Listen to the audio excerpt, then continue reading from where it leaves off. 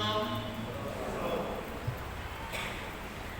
Kedua mempelai yang berbahagia bersama saksi, orang tua dan keluarga serta jemaat sekalian, sekali lagi Shalom. Firman Tuhan mengatakan, jika engkau baik-baik mendengarkan suara Tuhan dan melakukan dengan setia segala perintahnya, maka segala berkat akan datang kepadamu dan menjadi bagian.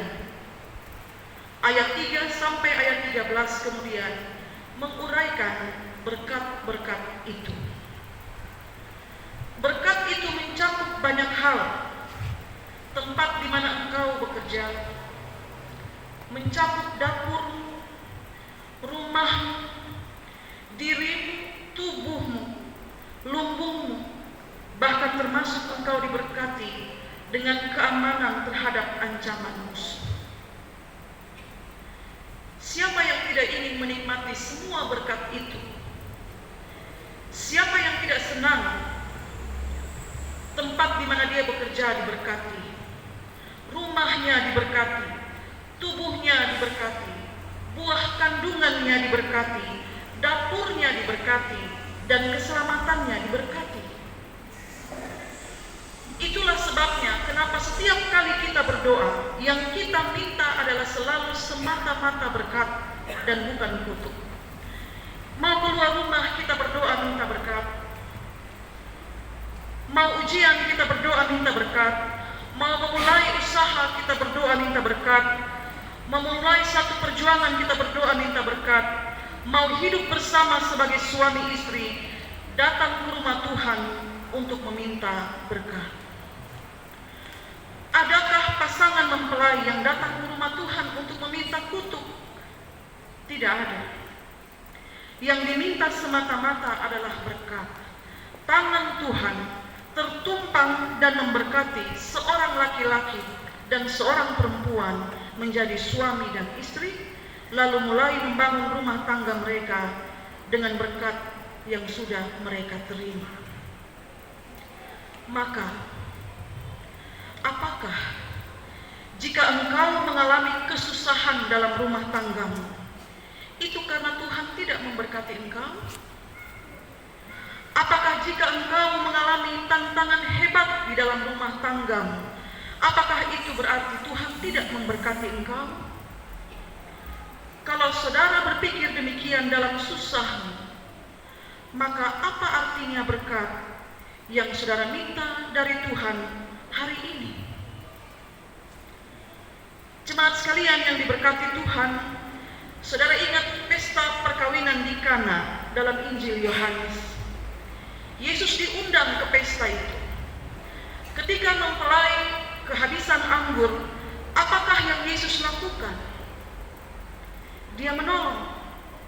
Air diubahnya menjadi anggur. Saudara ingat kisah pelarian bangsa Israel dari kejaran tentara Mesir, dan pelarian itu terhadang oleh bentangan laut Teberau. Apakah Allah berdiam diri? Dia justru membelah laut itu, dan orang Israel berjalan di tanah yang kering. Saudara juga ingat kisah pemberian mana dan burung puyuh di padang gurun. Apakah Allah berdiam diri atas kelaparan orang Israel? Dia menghujani mereka dengan mana dan burung puyuh setiap pagi dan petang. Atau saudara ingat kisah Hana yang mandul, yang setiap waktu pergi ke rumah Tuhan untuk berdoa minta supaya kandungannya diberkati. Sebab Penina terus menyindir dia, tidak dapat memberikan anak bagi Elkana. Apakah Tuhan berdiam diri? Tuhan menjawab doanya. Samuel lahir bagi dia dan Elkana. Lalu selanjutnya, ketika dia menyerahkan dengan sukacita Samuel menjadi abdi di rumah Allah, lihat apa yang Allah lakukan.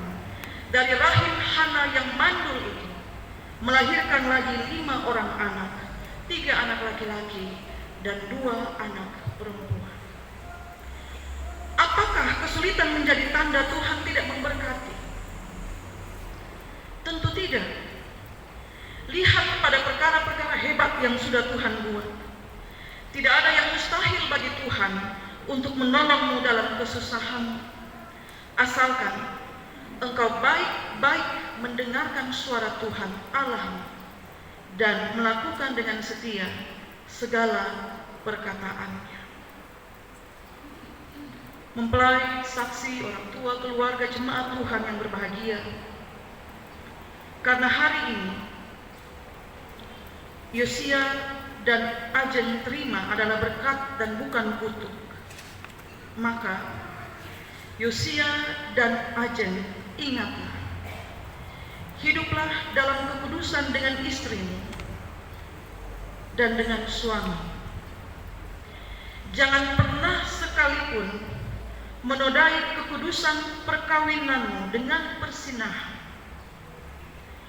Bangunlah rumah tanggamu dengan terus saling menghormati, sebab Yosia adalah suami pemberian Tuhan dan Ajen adalah istri pemberian Tuhan. Anda berdua menikah bukan karena Mama Dorce, Bapak Agung dan Mama Agatha menjodohkan kalian. Masing-masing adalah pemberian Tuhan. Jikalau Tuhan mengaruniai saudara berdua anak-anak, teruslah menikmati madu pernikahanmu hingga batas perpisahan. Jangan pernah bilang bahwa madu pernikahan itu habis karena kehadiran anak-anak dalam rumah tangga. Dan jika engkau menghendaki apa yang tertulis dalam firman Tuhan, Ulangan 28 ayat 3 sampai 13 itu tergenapi dalam rumah tanggamu, maka baik-baiklah mendengarkan suara Tuhan dan lakukanlah dengan setia segala perintahnya. Tuhan akan melimpahi rumah tanggamu dengan kebaikan. Hari ini saudara berdua datang ke rumah Tuhan untuk diberkati sebagai suami dan istri. Siapa yang paling cantik di sini, Yosia? Di ruang kebaktian siapa yang paling cantik? Ajen ya, bukan Mama. Mama adalah segala-galanya, tapi yang paling cantik di sini Ajen, ya. Dia paling cantik, bukan Mama Dorce. Itu dia penilaian, Mama. Tidak mungkin dia bilang bukan dia istri. Siapa yang paling ganteng, Ajen? Siapa? Kak Jeffrey, paling ganteng ya.